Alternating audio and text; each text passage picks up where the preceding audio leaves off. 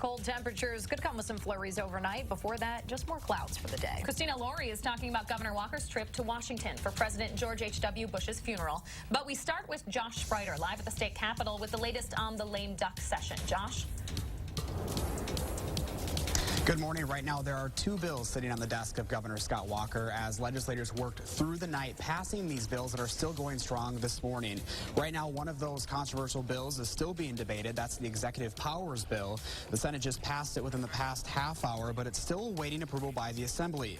This is the bill that would limit the powers of the incoming Democratic Governor Tony Evers and Attorney General Josh Kaul.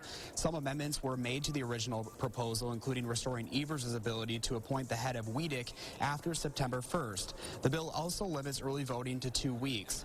Bills dealing with Medicaid work requirements and transportation were passed overnight as well. Be sure to get the minute-by-minute details on channel3000.com. Thank you. Janesville police have a man under arrest for first-degree homicide this morning after a number of fatal drug overdoses. Taylor Fraunfelder is facing charges of homicide, felony child neglect, second-degree recklessly endangering safety, and delivering heroin. Fraunfelder did admit to officers that he served those overdoses. He's now behind bars at the Rock County Jail. We are waiting to hear exactly why a Sauk County committee delayed a decision on an anti-hate resolution. That's in response to this photo of high schoolers appearing to give a Nazi salute. And the resolution is meant to voice clear opposition to intolerance and discrimination in the Sauk County community. But the committee, considering it yesterday, postponed the vote until its meeting in January. Meanwhile, the Baraboo School District has 12 new steps outlined to address concerns brought up by the photo, including taking annual field trips to Illinois' Holocaust Museum and hosting Jewish speakers in and outside the classroom. The high school has also added a page to their website called Baraboo Acts, where they will publish news releases regarding hate and racism and add invitations to programming. And our forecast today does include a lot of clouds across southern Wisconsin, even a few flurries from time to time. Temperatures will climb from the low 20s back to around 30 later on this afternoon. Southwest winds, though, a little stronger today than yesterday, keeping a bit of chill in the air. State Capitol today. Governor Scott Walker will be in the nation's capital to honor the late President George H.W. Bush. Today is considered a national day of mourning as Bush is laid to rest. As former Presidents Obama, Bush, Clinton, and Carter, Prince Charles, German Chancellor Angela Merkel, and Jordan's King Abdullah are among the world leaders planning to make the trip to Washington. After this morning's service, Bush's body will be flown back to his hometown of Houston, where a second memorial will be held tomorrow. CBS will have full coverage of President Bush's funeral starting at 10 o'clock this morning. Christina, thank you so much. Federal offices are closed today in observance of a national day of mourning. The U.S. Postal Service is not delivering mail. The stock markets are closed as well.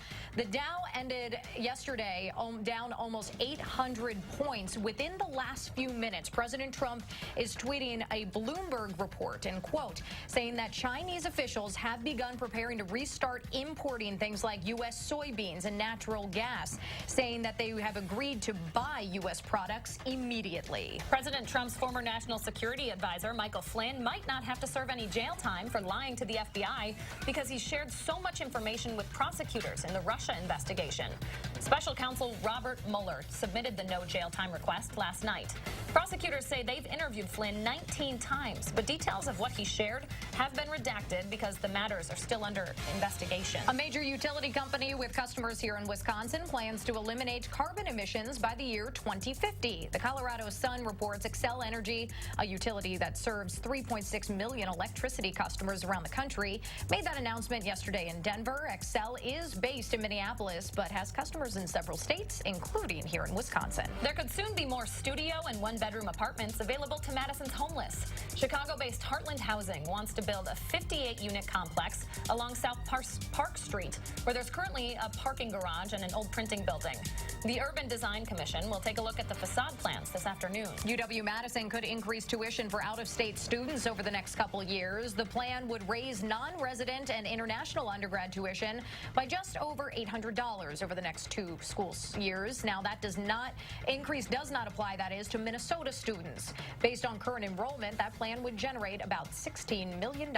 City officials are looking to greenlight a redesign of James Madison Park. It would include new basketball and volleyball courts, shelter and picnic areas, and most controversial of all, a larger, more centrally located parking lot.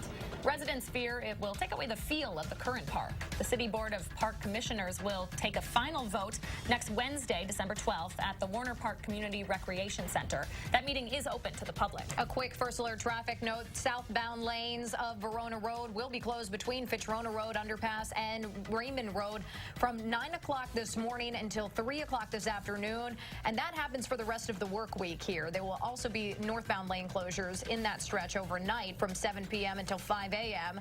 Northbound traffic between Williamsburg Way and just north of Raymond Road is also scheduled to shift onto the new pavement sometime over the next few days. Speaking of first alert traffic, let's get a final look at the roads with Josh Tim this morning. Good morning, Josh. Yeah, we're still moving all right on the Beltline. Just some of the usual crowd beginning to show up westbound between Stoughton Road and West Broadway, but really nothing to slow you down at this point. Inbound John Nolan, you're tapping the brakes near the Rimrock intersection, but otherwise still looking good heading into the downtown area and other main routes, including the interstate. They're moving along at the posted speeds with no major crashes or delays.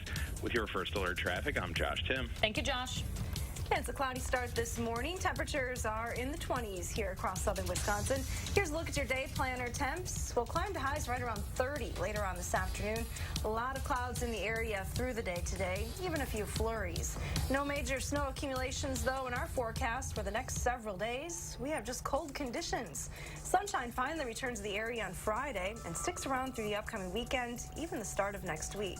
Temperatures are expected to warm up a little bit by the middle of next week. All right. Thank you so much, Hattie. We will continue to have coverage from the state capitol today, where, as you can see, work is still going on. An all-nighter pulled by the Senate and Assembly. Making plans that are weather dependent? Get an accurate 12-hour, even a 10-day forecast.